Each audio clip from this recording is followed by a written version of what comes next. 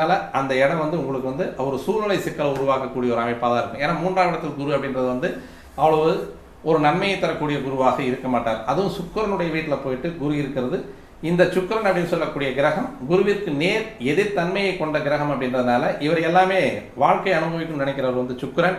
இவர் வந்து வாழ்க்கையில் வந்து தனக்கானது போக மீதி எல்லாமே மற்றவங்களுக்கு இருக்கணும் அப்படின்னு நினைக்கக்கூடிய ஒரு குரு.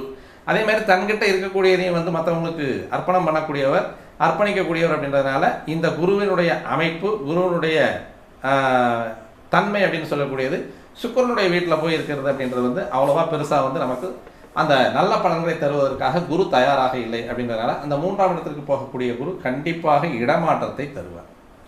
அப்போ இந்த மீனராசினியர்களுக்கு வந்து 12ஆம் இடத்துல சனி இருக்கார். இப்போ ஆக்சுவலாக வந்து ஒரு 15-20 வயசுக்குள்ளே இருக்கக்கூடியவங்களுக்கு இப்போ 7 சனியுடைய முதல் சுற்று ஸ்டார்ட் ஆயிருக்கு. அப்போ இந்த முதல் சுற்று அப்படின்னு சொல்லக்கூடியது